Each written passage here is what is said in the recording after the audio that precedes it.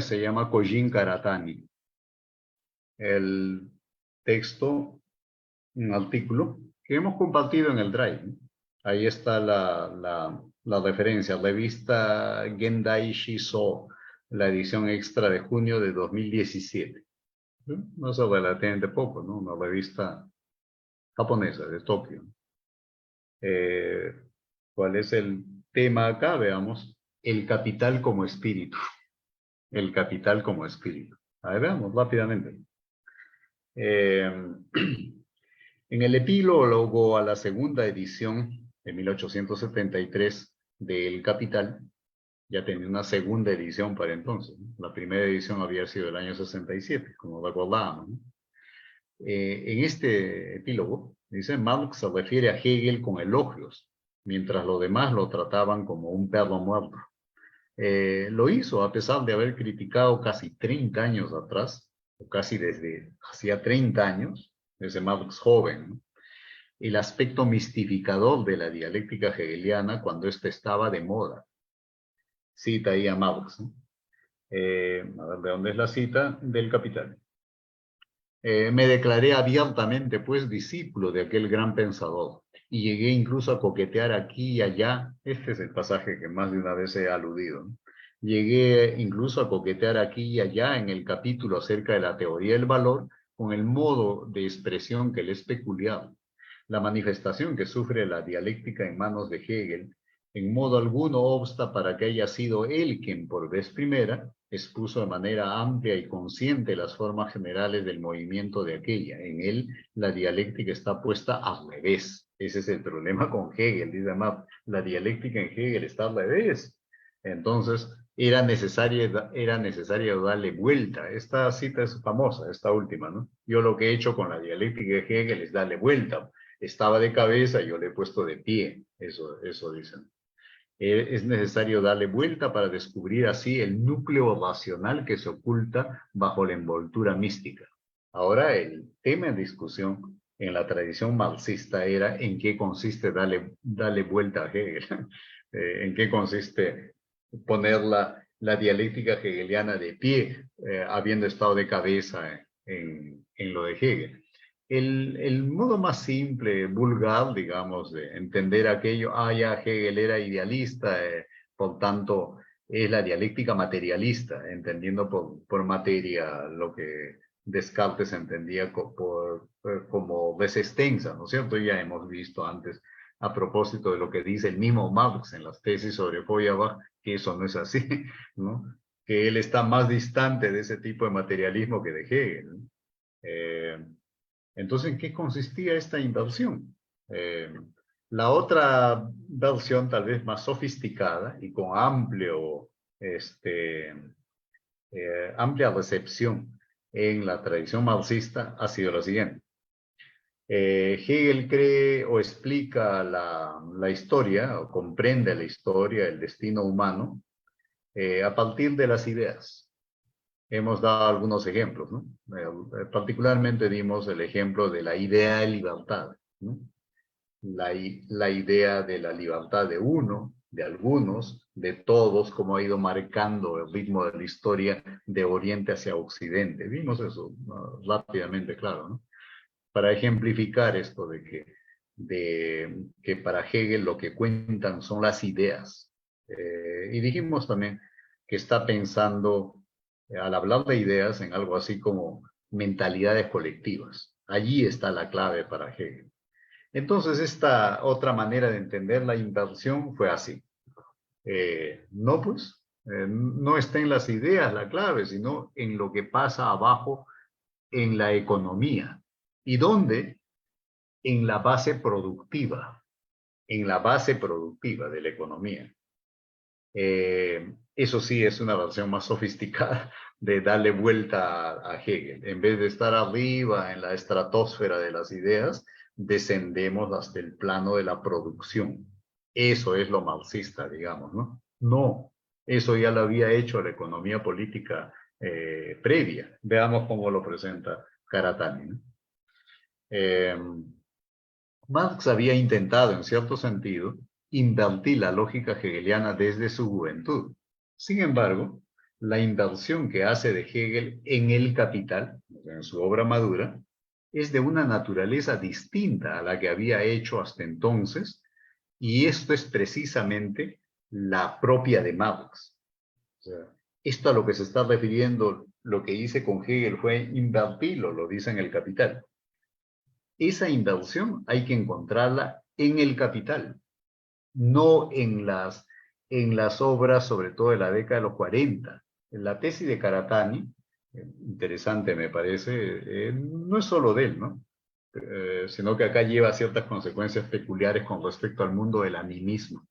Este, la tesis de Karatani es que eh, en este punto de cómo invertir a Hegel, eh, el Marx joven eh, lo está haciendo al modo como lo ha hecho la economía política.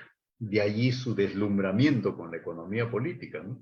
Que recuerdan, les había contado, cuando se encuentra con Engels, él tenía un manuscrito que hasta título le había puesto, ¿no? Esbozo de una crítica del capital. Y Marx, curioso con esto, seguro lo revisó y quedó deslumbrado, ¿no? Acá está la clave para comprender la dinámica del capital, ¿no? Del mundo moderno. Está en la economía y particularmente está en la producción. Pero en eso, dice Karatani, Marx estaba siguiendo eso, ahí no hay ninguna innovación. Está siguiendo lo que ya han hecho los economistas liberales clásicos, que dónde es que han buscado la fuente del valor o de la riqueza, si quieren. ¿Dónde? En el trabajo. Esa no es tesis de Marx, como sabrán, y él mismo no pierde oportunidad para decir, esa no es tesis mía, ¿no? Así como dice también esto de la lucha de clases, no es mío, eso yo lo he tomado de otra gente. Entonces, ¿dónde está la originalidad de Marx en este punto? Eh, Decíamos que la tesis del valor trabajo, eso ya estaba instalado en la economía política. ¿Y dónde es que entonces se realiza el valor? ¿Dónde se realiza la riqueza? En el trabajo, en el momento de la producción. Eh, Aquí hagamos una acotación todavía, ¿no? En otros aspectos es verdad, la economía política clásica tiende como a privilegiar el mercado, la circulación, es decir, del circuito producción, circulación, consumo, que es todo el circuito económico, el, la economía política liberal, por obvias razones, tiende a privilegiar o tiende a atender sobre todo a la dinámica del mercado, de la circulación. Pero eso no significa que el punto de partida no sea la producción, porque otra vez, de dónde procede el valor? ¿De dónde procede la riqueza? De la producción. Eh, Ahora lo que sugiere Karatani, con textos del Capital, es que, vamos a verlo por ahí seguramente, pregunta, ¿no? ¿Y por qué Marx entonces en el Capital no empieza por la producción? ¿Se han percatado de eso? ¿Le han echado un vistazo al Capital? Sospecho que si estaban interesados por Marx, en algún momento han tenido contacto con su obra, ¿no? Eh, o en todo caso pueden tenerla luego, ¿no? Si hasta ahora no fue el caso. Ahí está el Capital. Bájensela, lo hemos puesto en el Drive también, entero, los 6 volúmenes. Eh, en una editorial que es bastante buena, siglo XXI, bastante confiable. Eh, y si uno ve el primer tomo, el primer volumen, efectivamente no empieza por la producción, empieza por la mercancía, eso ya lo hemos visto antes, ¿no? Dice, vamos a empezar esto por el análisis de la mercancía, ¿no? Y dónde es que un producto, dónde es que un bien, vamos a llamarlo así, o un servicio, se vuelve mercancía. En el plano de la producción, no, pues al circular. Ahí es donde es el reino de la mercancía, digamos, es el de la circulación. Y por ahí empieza Marx en el Capital. Veamos, ¿no? A ver, había intentado en cierto sentido invertir la lógica hegeliana en su juventud. Sin embargo, la inversión que hace de Hegel en el Capital es de una naturaleza distinta a la que había hecho hasta entonces. Y esta es la de Marx, dice, ¿no? En la contribución de la crítica de la filosofía del derecho de Hegel, eso es del año 43-44, como vimos, bastante joven él, o en los manuscritos del año 44, el joven Marx dio vuelta a la postura idealista de Hegel, claro, pero lo hizo basándose en Feuerbach, cuyo materialismo, dice, carecía de la actividad sensible. Eso que el mismo Marx ha criticado un poquito después en las tesis sobre Feuerbach. Un ratito. Ya dejemos eso porque ya lo hemos visto. Posteriormente, en la ideología alemana, eso del 45-46, ¿no? Marx y Engels propusieron el materialismo histórico en oposición a la idealista filosofía de la historia de Hegel. ¿Esa era la inversión entonces? Y ya hemos visto, la tesis de Karatani es no todavía. Esa es una inversión de tipo Feuerbach o del tipo que había operado la economía política. Esta perspectiva, sin embargo, fue introducida bajo la iniciativa de Hegel. Acabamos de recordarlo. De Engels. Engels está ahí con su manuscrito, Marx se lo pide, o Engels le dice, tengo esto, mira, ¿qué te parece? Y queda deslumbrado por lo de la economía política y se dedica a eso, Marx. Avancemos un poquito. En el momento en que Marx se dirigió a la crítica de la economía política, en el año 44, ¿no? A partir del año 44, el materialismo histórico que empieza a esbozar por entonces, no le significaba más que un hilo conductor. Eso dice en el prólogo del año 59 que hemos visto, ese texto donde hay una síntesis de su visión de la historia, lo hemos visto. Y de entrada dice esto, dice algo así como las ideas que nos sirvieron de hilo conductor para nuestro trabajo posterior de investigación fueron estas, y expone el materialismo histórico. Entonces, dice Karatani aquí, eso era efectivamente un hilo conductor. La crítica de Marx a Hegel en el Capital es diferente. Es precisamente la auténtica crítica de Marx. Vamos más adelante.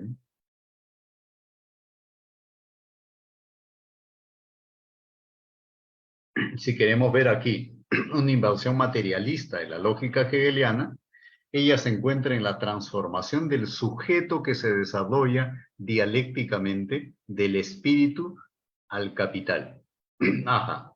Fijémonos un poco en ese par de renglones.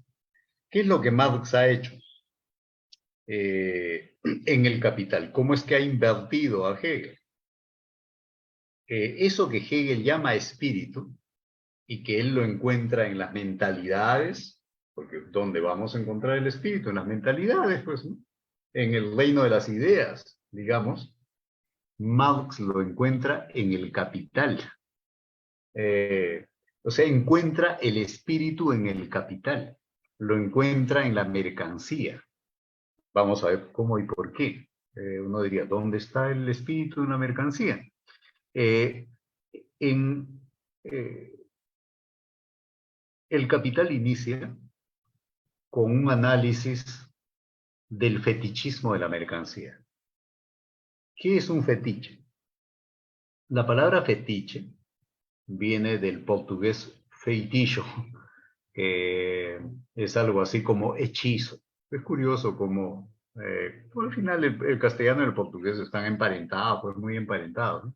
Recuerdo que los integrantes de estos comités de defensa civil que enfrentaron a Sendero Luminoso, por ejemplo, andaban con unos fusiles hechizos, así los llamaban ellos, hechizos. ¿Por qué? Porque ellos lo han hecho con madera, qué sé yo, ingenioso, pues hicieron sus propios fusiles, ¿no?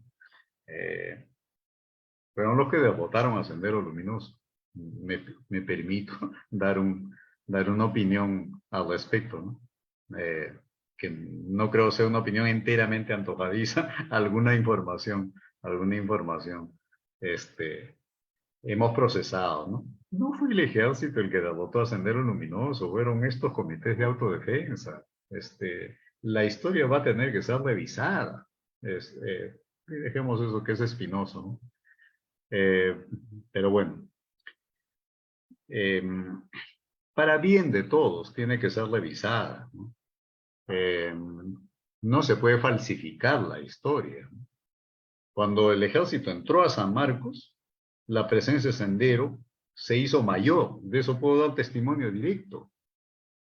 La derrota vino cuando cogieron a Abimael Guzmán, y eso no lo hizo, como se sabe, no lo hizo el comando conjunto, sino tipos que actuaron por su cuenta. Dicen que cuando creo que Fujimori andaba por Pacaya Miria, no sé dónde, en algunos de estos lugares a donde le gustaba irse a pescar, tomando el helicóptero, eh, se enteró de que acaban de coger a Abimael Guzmán, entró en furia. ¿Saben eso? Está testimoniado por varios actores directos en esas circunstancias. ¿Cómo? ¿Por qué? Bueno, eso es una historia que nos está distrayendo en este momento. Bueno, volvamos a lo del fetiche, ¿no? La palabra es portuguesa. La usaron los portugueses, los navegantes, mercaderes portugueses que andaban pues intentando llegar a la India por el sur del África, bordeando el África, ¿no? Y entonces tenían que hacer navegación de cabotaje, así era, y seguro parando, en fin, en distintos lugares del África, y ahí vieron estos cultos ancestrales vinculados, pues acá serían las conopas, ¿no? Las sillas, etcétera, en el mundo andino, y como eran cristianos, dijeron, pues eso es como acá, ¿no? Eso es idolatría, adorando ídolos, están adorando cosas hechizas por el hombre. Eso. O sea, ¿qué es un fetiche? Ese supone un objeto al que por alguna razón misteriosa le atribuimos o le reconocemos espiritualidad. O sea, le reconocemos eh, eh, fuerza vital, como se decía por acá. Eso es el fetichismo. Entonces, es interesante que Marx empiece el Capital por el análisis crítico del fetichismo de la mercancía. O sea, reconoce en la mercancía, y sobre todo en la mercancía dinero, un fetichismo. Cita a Shakespeare sobre todo. Shakespeare tiene excelentes pasajes donde da cuenta del fetichismo del dinero, cómo el dinero deslumbra a todos. El que no tiene dinero se siente impotente, el que tiene dinero se siente potente, capaz de hacer cualquier cosa. El dinero trastoca todas las relaciones, al estúpido lo hace aparecer sabio, etcétera, etcétera, ¿no? ¿Qué hay en el dinero que produce eso? Bueno, lo primero es reconocer que hay algo en el dinero que produce eso. Y Marx generaliza. En realidad, si el dinero tiene esa propiedad, es en cuanto representante universal de todas las mercancías. O sea, estamos hablando del fetichismo de la mercancía, que se concentra, claro, en el dinero. Notemos aquí, de paso, lo siguiente, ¿no? Distintos análisis del mundo moderno,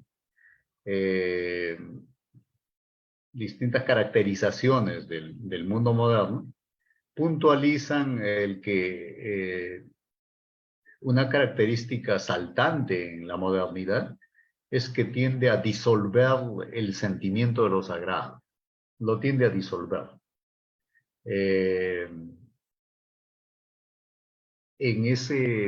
Desde ese primer capítulo del Capital, Marx está poniendo en cuestión esa idea. No es que se haya disuelto lo sagrado, se ha concentrado en el dinero, se ha concentrado en el capital.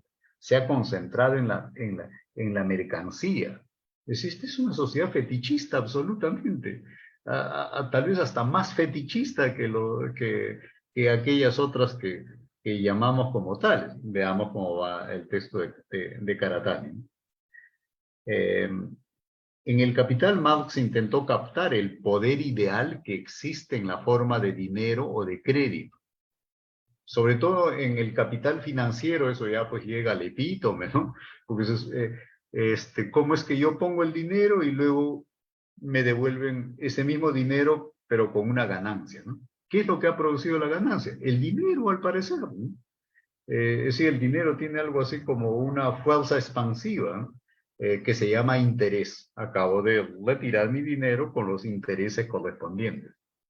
No, pues ese dinero no es que haya estado dormitando ahí en la bóveda del banco y ha crecido por un factor interno y ahora me lo devuelven acrecentado. No, no, ha estado operando por aquí, por allá.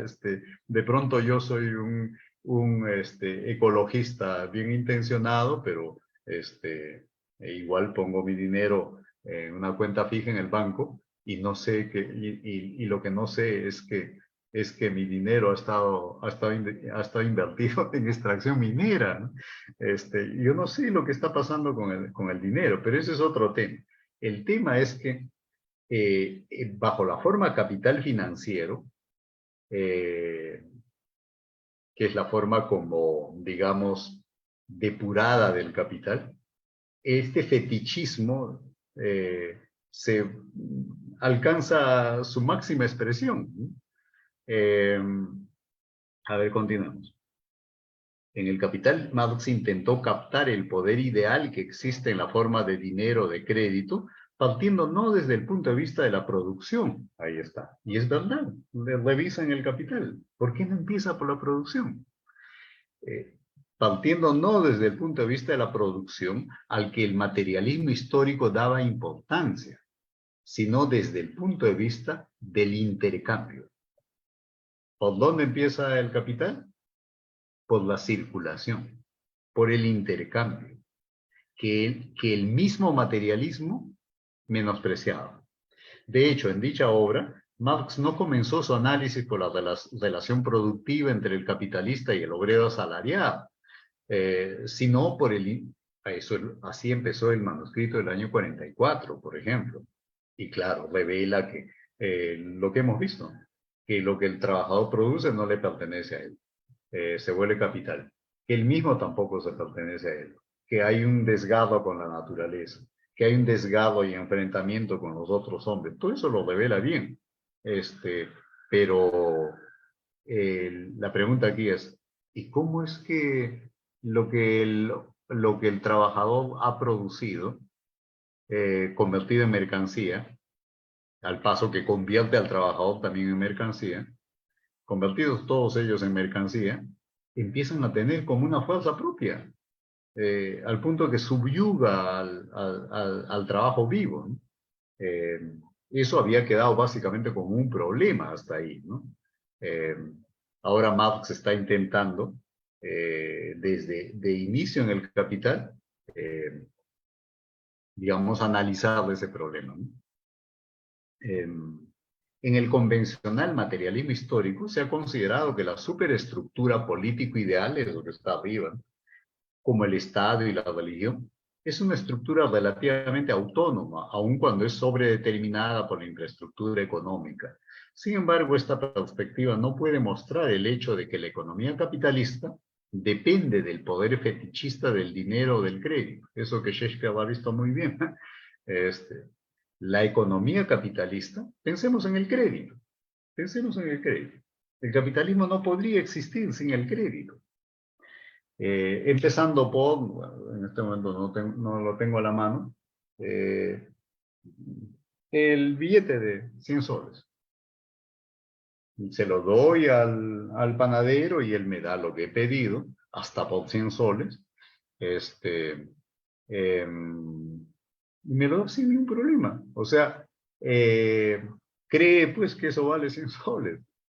Aun cuando yo veo el papel y ¿cómo esto puede valer 100 soles?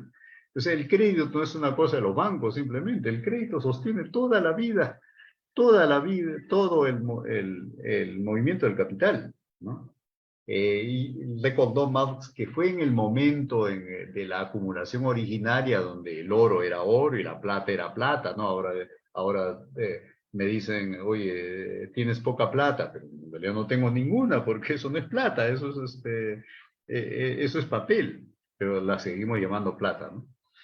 Eh, entonces está ¿qué es lo que sostiene el crédito? Veamos. Esta es la razón por la cual el punto de partida de Marx en el Capital es el intercambio. Y lo mismo se puede decir en cuanto a las sociedades precapitalistas, donde esto nos interesa ahora. Lo mismo se puede decir en cuanto a las sociedades precapitalistas, donde lo que predomina es, por supuesto, un modo de intercambio diferente del intercambio de mercancías. Ahí no intercambiaban mercancías, pero igual predomina el intercambio. En la sociedad primitiva, el modo de intercambio recíproco es fundamental. En la sociedad primitiva, el modo de intercambio recíproco es fundamental. Veamos cómo. A ver, avancemos un poquito. Es interesante esta clasificación. Podemos entender las formaciones económico-sociales si nos fijamos en la circulación y no en la producción, más o menos así. Los modos de intercambio serían los siguientes. Acá abajo lo tienen. A, don y contradón. Eso serían las sociedades comunitarias, más claramente comunitarias. ¿Cómo funcionaban ahí los intercambios? Regalo y contrarregalo. Así, don y contradón. B serían las sociedades esclavistas, las sociedades feudales, ¿no? ¿Cómo va ahí el intercambio? ¿En base a qué? Sumisión y protección. C, esto sería el capitalismo. ¿Qué es lo que sostiene el intercambio ahí? Dinero y mercancía. Muy bien. Y D sería la superación de aquello. Vamos adelante. A ver, a partir de Adam Smith, los economistas clásicos identificaron el valor de la mercancía con la cantidad de trabajo invertido para su producción, lo que ya dijimos, ¿no? O sea, por ese lado no hay una innovación de Marx. La aplicación de la crítica feuerbachana de la religión a la ciencia económica por parte del joven Marx representa una continuación del pensamiento de la economía clásica y no, como se podía pensar, su superación. Y ahí ya nota una cosa que no deja de ser interesante. Lo mismo se puede decir de los socialistas contemporáneos.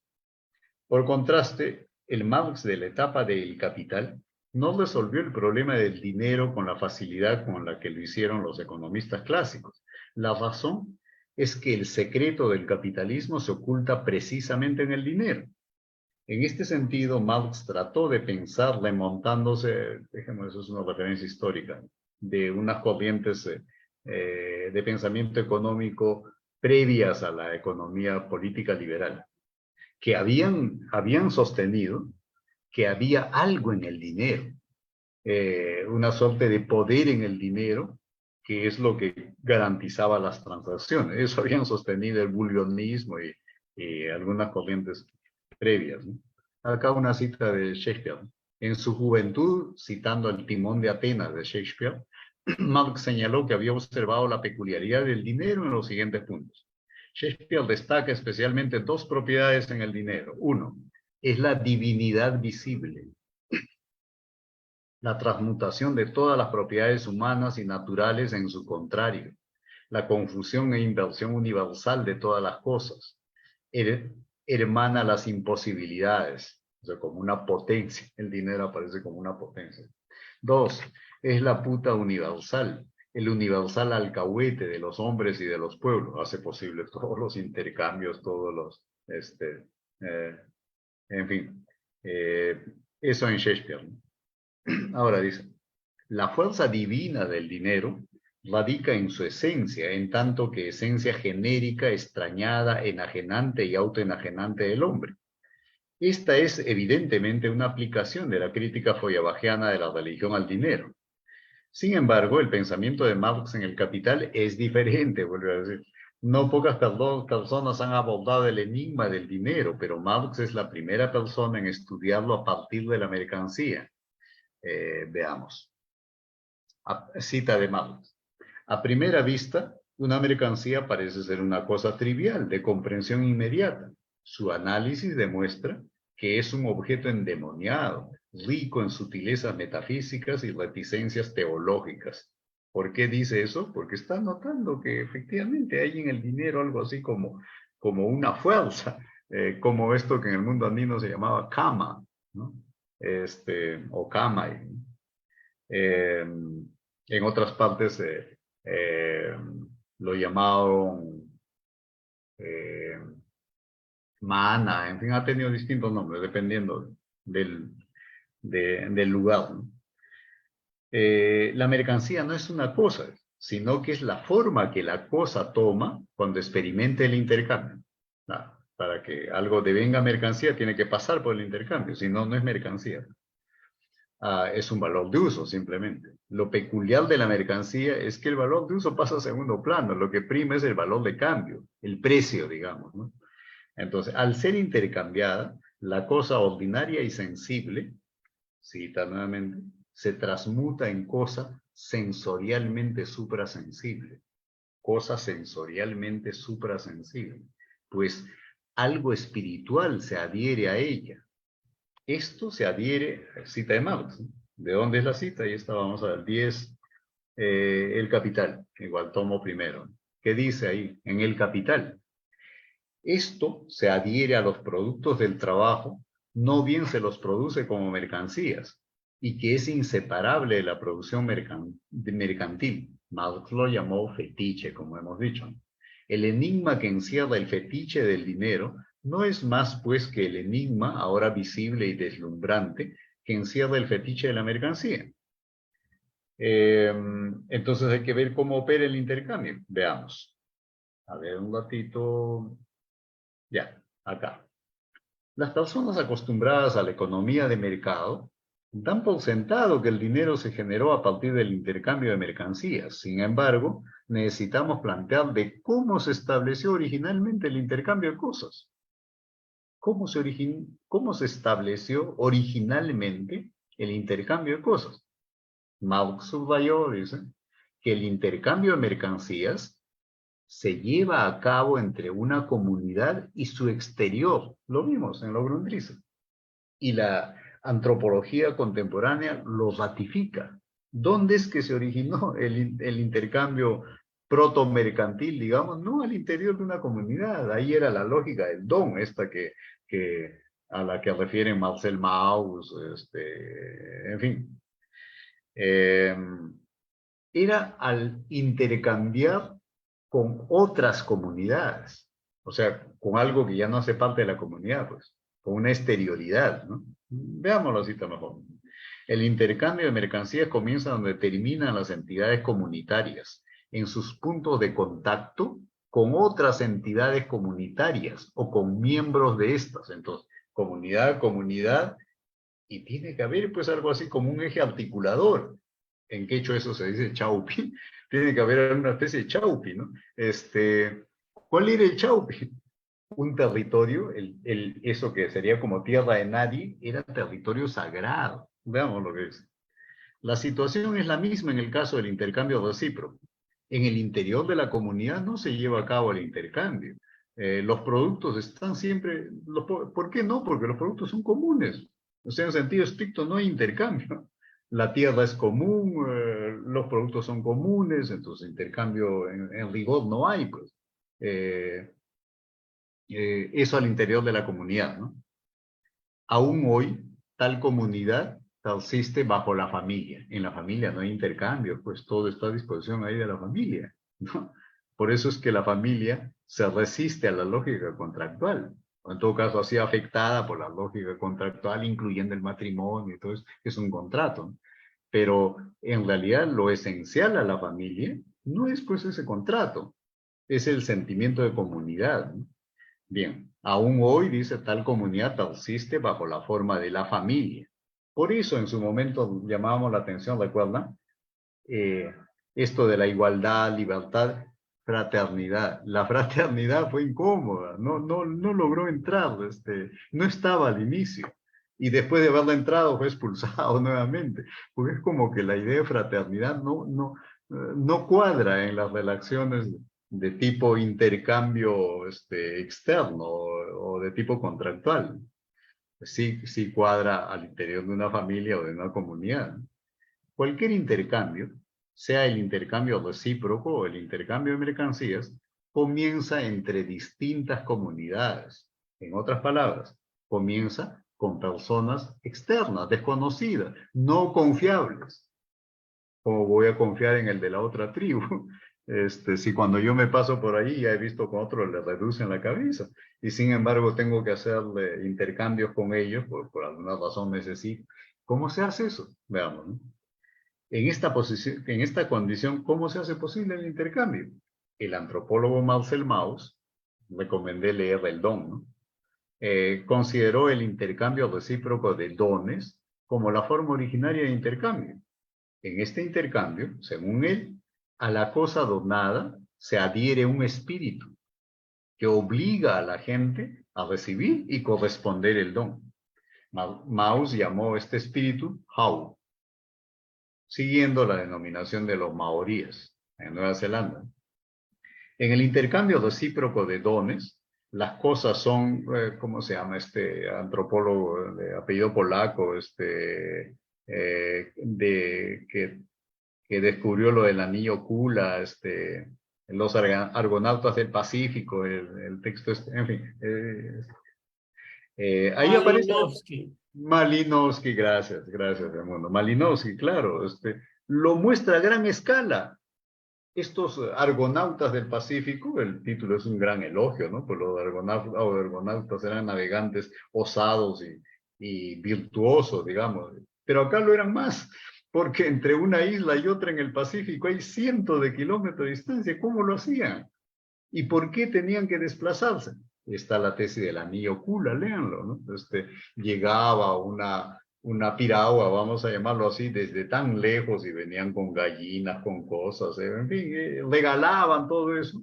Y lo que pasa es que estos que habían recibido todos esos regalos se sentían obligados a corresponder y no necesariamente con ellos, porque es una comunidad, pues digamos. Y entonces se iban a su vez navegando hasta otra isla y así daba vueltas y vueltas y vueltas y se mantenía la comunidad, o se mantenía el contacto entre distintas comunidades más bien, ¿no?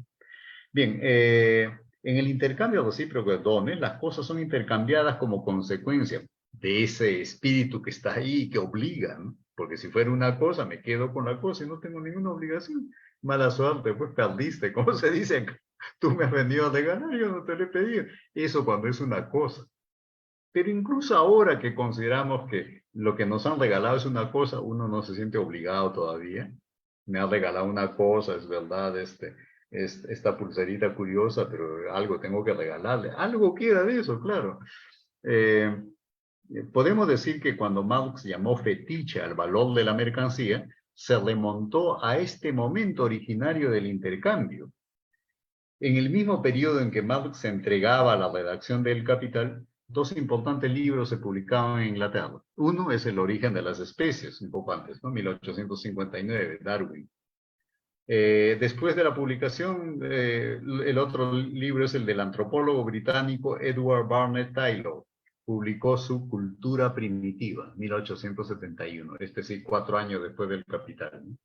Publicó su Cultura Primitiva, en el que buscó la forma originaria de la religión. ¿Dónde la encontró? En la creencia en los entes espirituales y ¿cómo lo denominó? Animismo. ¿Cómo denominó a ese ente espiritual que está ahí en la piedra y por eso esta piedra no es solo piedra, pues es otra cosa, digamos, hasta ahora, cuando estuve en el Cusco, con unos entrañables hermanos de allí, de la comunidad del, eh, que realiza todos los primeros viernes de cada mes un ritual muy interesante allí, el Hatun Ayu Coricancha, así se llama. En la explanada del Coricancha ya se han ganado ese derecho, a pulso se lo han ganado. Participé en una reunión y me regalaron esto, miren,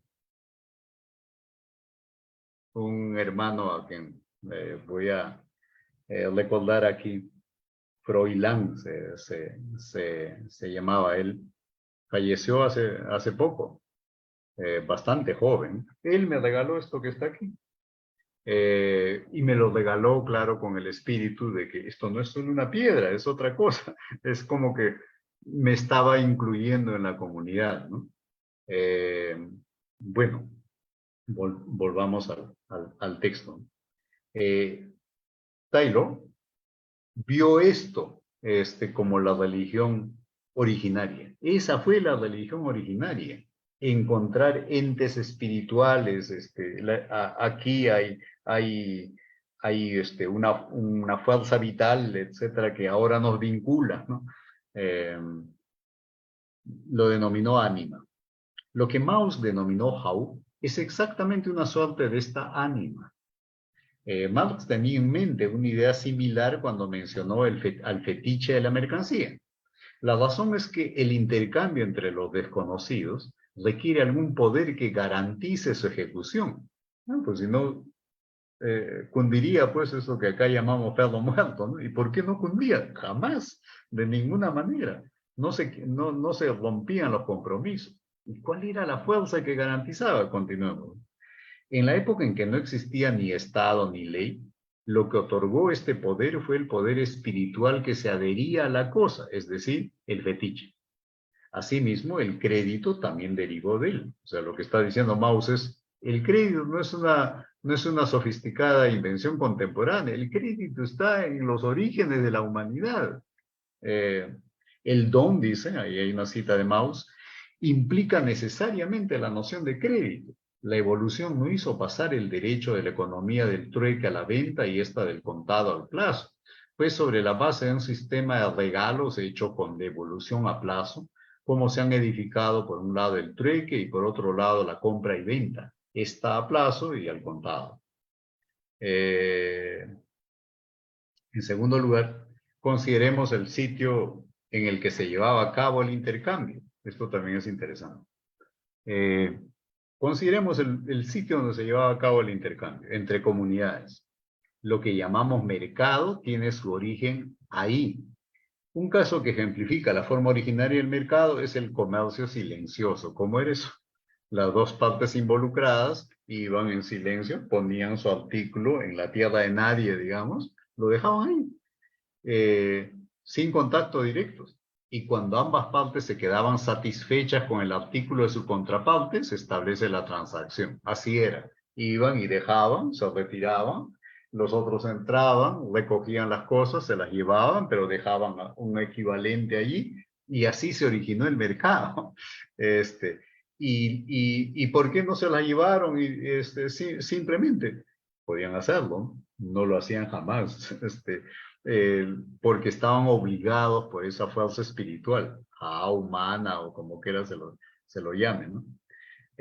Según él, para celebrar este comercio se escogen ciertos lugares, tales como zonas neutrales o sitios sagrados, con el propósito de asegurar la neutralidad. El mercado era originalmente un lugar donde los foráneos recibían amparo y ciertas comodidades, dando lugar al establecimiento de un espacio social que conectaba múltiples comunidades. Un par de minutos. Un espacio especial, el espacio social sagrado y neutral, donde no puede ocurrir ninguna invasión ni saqueo por parte del Estado o de la tribu. El mercado, o sea, ¿qué era lo sagrado? El intercambio. O sea, lo sagrado circula. Lo característico de lo sagrado es que circula, no se queda quieto. Este, el mercado no se estableció con protección estatal ni jurídica, sino que era originalmente un espacio sagrado en el que ningún Estado podía intervenir. Por ejemplo, dice, el establecimiento de las ciudades libres en la Europa de la Edad Media fue así. Se debió a esto. Ahí no podía intervenir el señor feudal, por esta misma lógica. muchas personas traen una variedad de bienes al mercado. No obstante, es muy raro que puedan realizar el trueque allí, pues, por ejemplo, los productos varían en muchos casos dependiendo de la estación del año. Claro, acá se produce tal cosa, pero más allá se produce otra cosa y no me lo puede devolver de inmediato. Entonces, entra a la tierra de nadie o al espacio sagrado o al espacio donde lo sagrado está más concentrado, porque lo sagrado está por todas partes. Entonces, entran, se llevan lo que nosotros sí producimos en esta estación y cuando ellos hayan producido aquello en la estación de vida, van a regresar a ese punto y me lo van a dejar. Así funcionaba. Por esta razón, el crédito, dice, es imprescindible en el mercado, es decir, el aplazamiento del cierre del trueque. En este acto, quien recibe los bienes ofrece al dador algún símbolo como prueba de recibo. Hemos recordado, creo que no fue acá, símbolo originalmente era como una, digamos, una tableta así, que se partía en dos, tú te llevabas la mitad, yo me quedaba con la otra mitad, y estábamos obligados, o estábamos hermanados, dependiendo de eso. Y podría ser que haya pasado 2, 3 generaciones o más, y la mitad pasaba de mano en mano, y si de pronto yo encontraba al tipo y encontraba la mitad y a ver, en caja, somos hermanos. De verdad eran hermanos. En este sentido, el dinero ha existido desde un tiempo remoto como dinero crediticio. Muy bien, lleguemos aquí. ¿Por qué estamos viendo este texto que ustedes pueden leer luego con mayor paciencia? Porque había una pregunta, había un tema que ahora mismo apareció, ¿no? En esos pocos pasajes donde Marx algo dice de un mundo en el que la propiedad privada de la tierra se ha visto, la sensibilidad de la gente sea tal que la propiedad privada se ha visto como algo monstruoso. Eh, Eso ha estado durante la mayor parte de existencia de la humanidad. Pero lo que Marx está diciendo está en la misma mercancía, solo que está, pues, por ahí lo del fetichismo de la mercancía, ¿no? Está, eh, como disfrazado totalmente y también, claro, como, no sé si desnaturalizado sea la palabra más exacta, pero sin el crédito, sin la confianza, el mercado se derrumba. O sea, eh, allí los límites justamente del contrato, la base del contrato es la creencia en el otro, es la confianza en el otro. Eh, y eso corresponde más bien a la lógica de la comunidad. O sea, lo que está diciendo Marx en medio de todo esto es algo así como eh, la lógica de comunidad no es que haya desaparecido, sino que se ha internalizado, eh, se ha como subsumido en el núcleo mismo, en el núcleo que sostiene todavía las relaciones, incluyendo las transacciones mercantiles. Y, y, y de lo que se trata es de recuperar esa lógica, de potenciarla. Ahora, ¿cómo es posible eso? Ese es un gran tema. Lleguemos hasta aquí. O sea, finalmente lo que queríamos decir es que es interesante que Marx señale que pese a toda a todo lo extraño que tiene, y él lo subraya frecuentemente, a todo lo extraño que tiene el modo de vida capitalista, sin embargo, no se ha producido una ruptura total con el, con el modo humano de ser, que además no está por acá, pero está en el tema de la naturaleza como cuerpo inorgánico. Sin embargo, está más cerca de eso que hemos visto de Nietzsche hace un rato en la otra clase, ¿no? Que no hay el límite preciso entre el hombre y la naturaleza y las otras formas de vida, y que esa lógica de lo sagrado encarnado y que circula está presente incluso en la misma mercancía. De eso trata, por ahí arranca el capital.